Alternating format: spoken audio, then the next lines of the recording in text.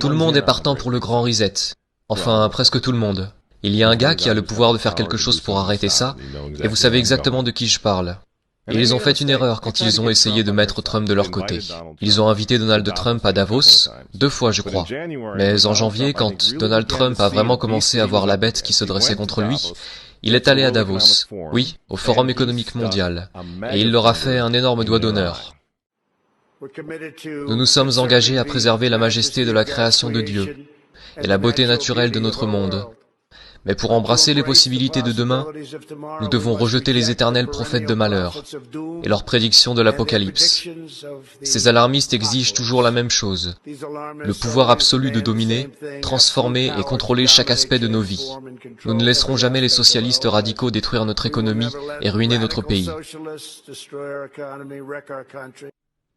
2 jours après que Donald Trump ait donné ce discours, un gauchiste de 89 ans, l'étrange milliardaire George Soros, a fait une intervention d'urgence, à Davos une fois de plus, avertissant que les élections américaines de 2020 détermineraient, je cite, le sort de notre monde. Maintenant, puisqu'on parle de Davos, jetez un coup d'œil une fois de plus. C'était 1 mois après que Donald Trump s'est adressé à Davos et leur a fait un doigt d'honneur. Voici ce que le pape François et l'économiste Jeffrey Sachs ont répondu. C'est un pays dangereux en ce moment. Il sera absolument dangereux si Trump est réélu.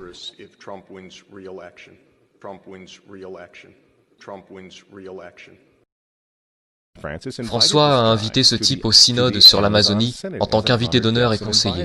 Il est aussi conseiller de Bernie Sanders. Qu'est-ce qu'il fait au Vatican? Pourquoi ce type qui est un promoteur pour le socialiste pur et dur Bernie Sanders, se retrouve en tant que conseiller pour le pape? Pourquoi a-t-il ces accès au Vatican? Jeffrey Sachs soutient l'avortement et la contraception, mais ce n'est pas un problème pour le Vatican. Pour le Vatican, pour le pape François et pour ses amis à l'ONU, c'est évidemment Donald Trump le problème. Je considère clairement l'administration Trump comme un danger pour le monde, mais tel que je le vois, comme un phénomène purement temporaire, qui disparaîtra en 2020.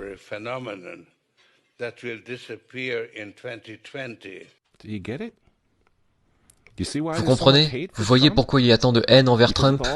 Parce que malgré tous ses défauts, il est capitaliste, il n'est pas mondialiste. Il ne sera jamais l'un d'entre eux. C'est pourquoi il a retiré les États-Unis de l'accord de Paris sur le climat. Donald Trump a retiré les États-Unis de l'Organisation mondiale de la santé, l'entreprise de Bill Gates. Et maintenant, il menace de retirer les États-Unis de l'Organisation mondiale du commerce. Les gens disent « Oui, Donald Trump s'est marié 2 fois, c'est vraiment un homme mauvais. Mais il est en train de tenir tête à des démons. Personne n'a dit qu'il était saint. Il frappe les vaches sacrées des Nations Unies dans le monde entier en ce moment même. L'Assemblée générale vote couramment à 185 voix contre les États-Unis sur presque tous les sujets désormais.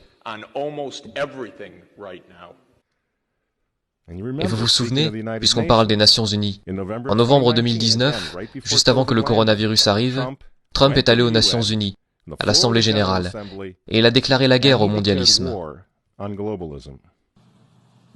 Les dirigeants avisés mettent toujours le bien de leur propre peuple, de leur propre pays, en premier.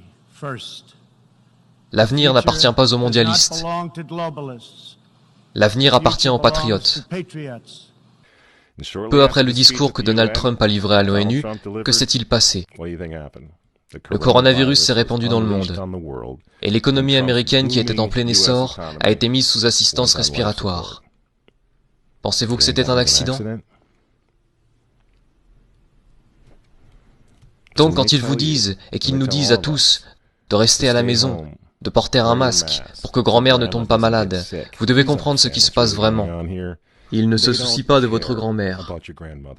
Ils ne s'occupent pas des personnes âgées. Ils ne se soucient pas des bébés. Ils veulent les avorter, afin de pouvoir sauver notre société. Ils avortent des millions de bébés dans le monde entier. Ils ne se soucient pas des bébés, ils ne se soucient pas des personnes âgées. En réalité, si vous voulez sauver votre grand-mère, dites aux mondialistes de rester loin d'elle. Vous vous souvenez comment certains d'entre eux, comme Cuomo ou d'autres du même genre, ont renvoyé des patients atteints du coronavirus dans les maisons de retraite? Voilà à quel point ils se soucient de votre grand-mère. Et le but du jeu est maintenant de mettre l'économie des États-Unis à genoux, la réduire à néant, pour que tout le monde réclame le grand reset.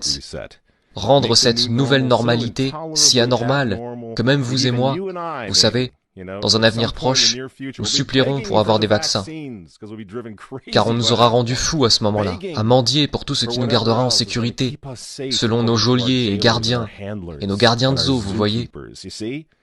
C'est ce qu'ils veulent. C'est pourquoi ils continuent à utiliser ce terme de nouvelle normalité. Vous voulez combattre ? Retournez au travail, retournez à l'école. Si vous êtes en bonne santé, retirez votre masque. Et pour l'amour de Dieu, retournez à l'église et priez pour que Trump l'emporte en novembre. C'est à ça que sert le grand reset. Le faux dossier russe, l'impeachment. Vous voyez ?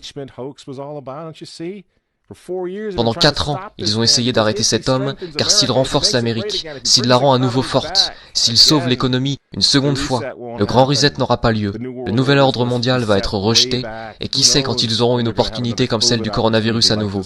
Et ils le savent. Alors je vous pose la question. Pourquoi détestent-ils cet homme? Ces gens, ces hommes, ils détestent Dieu, ils détestent les enfants, ils détestent la famille traditionnelle, ils vous détestent, et ils détestent Donald Trump, dont les opposants politiques d'ailleurs en ce moment sont en train de déboulonner des statues de saints, de frapper des policiers et de brûler des drapeaux. Vous dites que vous n'aimez pas Trump? Je suis désolé les amis, mais on s'en fiche, cela n'a plus vraiment d'importance. Vous pensez à la personnalité de Trump ou à ses tweets, mais regardez la situation dans son ensemble. Le choix est simple les amis. Levez-vous avec les Américains dès maintenant. Ou tombez avec le nouvel ordre mondial dans un avenir pas si lointain. Il n'y a pas d'autre choix.